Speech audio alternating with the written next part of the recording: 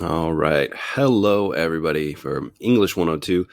So, what I want to start with is just a kind of why we're here, right? So, when we get to the end of the quarter, usually, right, you would think, like, okay, what did I learn? So, what I want to do is front load this a little bit, which is at the beginning of the quarter, start with the question of why are you here? Why are you taking English 102? Now, I know that most of you, if not all of you, are taking it because you have to, right? Somebody told you it was a requirement, which it is. And so it's a box that you have to check so that you can go on and do whatever other fun thing you're going to do as your major. Um, so there are a variety of general education classes, right? So required usually, and I assume that it's required for you if you wouldn't, or otherwise you wouldn't be here, English 101 and English 102, a course in multicultural understanding, and one course in quantitative or symbolic reasoning. Those are the required courses for almost everybody. There are a few people that don't have to take English 102, but by and large, these courses are required. Now, of course, there's some other recommended things, but almost every college or university in the US requires students take some version of English 101 and English 102. That may be a slightly different course number, but it's the same thing. It's introductory composition. Now, in addition to the fact that I need a job, right? Why is it that we require basic communication, composition skills? And I think that maybe another way to think about this is just taking the class enough? And we'll get into some more specifics here in a moment. But, considering what the time and effort you're putting into the class, what do you want to get out of it, right? So maybe a good place to start is right now, as you watch this video, do you think that your writing skills and communication skills in general are strong enough for your future education or career? Not like, yeah, they're all right, but are your skills strong enough? Are they exactly where they need to be to do what you need to do? Okay. So the question then, right, whether or not you do, and a lot of students over the years, most students are pretty reluctant to say that their writing skills are exactly where they want them to be. Most people acknowledge, hey, I could still improve it. So whether or not we think our skills are good enough is part of the question. But the other question is, what is the reality, the statistical reality? So these numbers are a little bit old at this point, but I believe that they still track relatively well.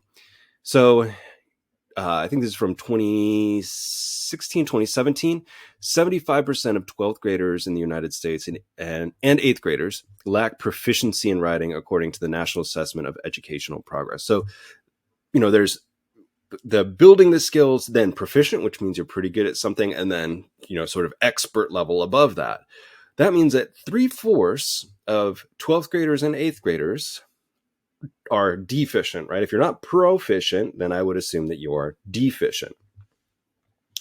Additionally, what they found is that 40% of those who took the ACT writing, so that's a college entrance examination, if you're not familiar, 40% of those who took the college entrance examination lacked the reading and writing skills necessary for a college level English composition class like this one. Now, we could talk about things like why that is, and we could say it's part of the educational system, or we could blame social media or whatnot. But I think that the reality is these are the numbers that we're working with. Knowing that, I think that it is in our interest to think about how we can improve our writing skills, right? Because, hey, 3/4 of people graduating from high school don't have the proficiency of reading and writing to be at their grade level. And 40% of those who are going to go to college don't have the writing skills necessary for a college level English composition class like English 101 or 102. Now, okay, so that's education, right? So to my mind is then like, well, what do employers think? So similar. So according to employers, 26.2% of college students had deficient writing skills. So now we're not just saying they lack proficiency, but they are deficient. So a little bit more than a quarter. And that's actually across the board. It's not just a single industry or field, right? And these are people who have graduated from college, right? College graduates. So yeah, we made some progress, supposedly, but people are still lacking those skills. Employers said that more than 25% of college graduates were not only poor writers, but lacked proper communication skills across the board. So think about things like giving a presentation, having a discussion, going to a meeting, all of the things that might be verbal communication as well as written communication. College Board data showed that 50% of employers, so half of all employers that they surveyed across different fields, quote, take writing into consideration when hiring professional staff, and 80% of corporations with employment growth potential assess writing during hiring. And again, we're not talking about copywriters or journalists. We're talking about all sorts of fields. And there's reason for that, right? It's not just, hey, it looks good, or it's another thing we can add, but they're realizing the impact that poor writing can have on a business, right? So you can use this information to your advantage, right? I start out with this sort of question of, are your writing skills good enough? Right? Why are we here? Okay, let's assume that part of the altruistic idea is that we can improve our communication skills, which I definitely believe that we can improve them, and I believe that we're continually improving them.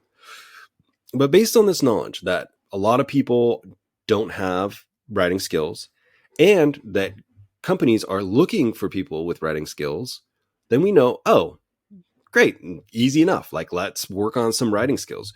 You don't have to be a poet. You don't have to be Ernest Hemingway or Shakespeare, but you got to be proficient, right? So people with advanced writing skills are perceived as more trustworthy. And we know this, right? It's easy to prove. You get an email with odd abbreviations or misspelled words. What's our impression of the person that sent that email, right? Generally, I would say, whether we mean to think it or not, either the person is not competent or they're unintelligent, or I think that what commonly comes to my mind is that person doesn't value my time enough to make sure that it's a well-written email. So good persuasion skills can help you influence others. And the reason that professors assign research essays or persuasive essays is not to help you learn how to write a research essay, but to help you develop the writing and the critical thinking skills that are necessary for the world that we live in. Okay, so all that said, what about money, right? Because isn't a big part of it how much money we want to make? People make different decisions about their career and what they want to do. But I think a big part of it is, if I'm thinking about, do I need to spend a lot of time and energy working on a skill? Then the question is, what's the payoff, right? What's the advantage? So from the Muse, they did this survey, and I can't remember exactly how many people and whatnot, but they assessed different fields. So based on the number of errors per word, how much people made. So in the writing and business world, people that made fewer errors had higher earnings per job. Same job, making more money. In engineering and manufacturing, same thing. 0 to 10, they're making more money. Now, there's a weird sort of bump here with engineering and manufacturing. If you look at the 11 to 20 errors to 21 to 30 errors, I don't know what would account for that anomaly, but it's there. In finance and management, you can see that once somebody gets to 30 plus errors in 100 words, they're no longer really employable, right? They're not making money at all. And that kind of makes sense, because if we think about finance, a missing period or a misplaced period or decimal point could dramatically influence a business. In the legal professions, same thing. Again, more money for fewer errors. Again, a little discrepancy here from 11 to 20 to 21 to 30. My guess is that might be based on volume of how much somebody is writing. Okay, so we've got, hopefully I've kind of convinced you that no matter what you do, practicing these writing skills is helpful to you. Will you be writing discussion boards or research papers in the future? Probably not, right? Not as part of your job. It's not about the specific assignment. It's about building the skills, right? For example, if you're an athlete and you practice a drill, dribbling a soccer ball back and forth between cones, are you going to do that exact thing in a game? No. But are you practicing control and things like that? Yes. Anyway, let's give it a little bit more perspective here. There are a couple more things that I want to go through. So if we take into account a little bit of perspective, right? So this sort of lecture is all about kind of thinking about overall perspective. Why are we here? And as long as you're going to be here, what are you going to get out of it? So we've talked about the ways in which a lot of people graduating from high school and college do not have good writing skills. We've talked about the fact that companies want people with writing skills. We've talked about the fact that it costs you money. So, right, or you can make more money. But let's talk about the actual cost of you being here, right? So in a face-to-face class, I would say you're going to spend probably 44 hours sitting in a course for a 5-credit course like this one. I know that this is an online course, so it's a little bit skewed because I'm not going to record 44 hours of video lectures. But between video lectures and reading and discussion boards and emails and things like that, you would probably get pretty close to it. I would say you're probably pretty safe counting it as about 30 hours of homework spread out over the quarter, right? If it's a 10-week quarter, that's 3 hours of homework per week. I feel like that's pretty manageable. So between reading and writing things and discussion boards and so on, okay?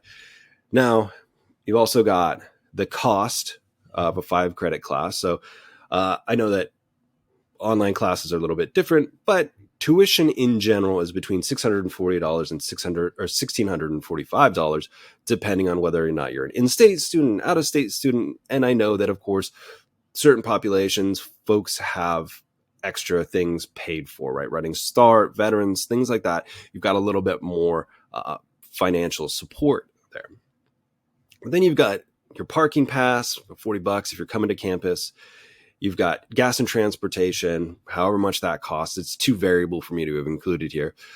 But at a minimum, that's 75 hours worth of your time and almost $700.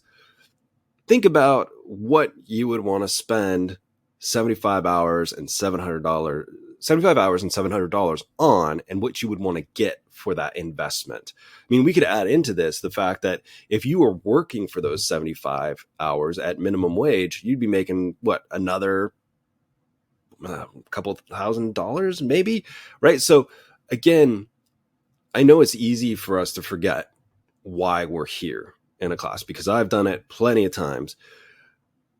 But think about what you want to get out of the class, right? I know it's maybe an A or it's B or whatever grade you want to get, but as long as you're here, right? What's the outcome? Do you want to move up to being proficient? Do you want to continue polishing your skills? And how is that going to help you in the future? All right. So there you go. I'll end my little soapbox moment there. If you have any questions, comments, concerns, jokes, memes, or recipes, please let me know. Otherwise, I'll talk to you all in the future.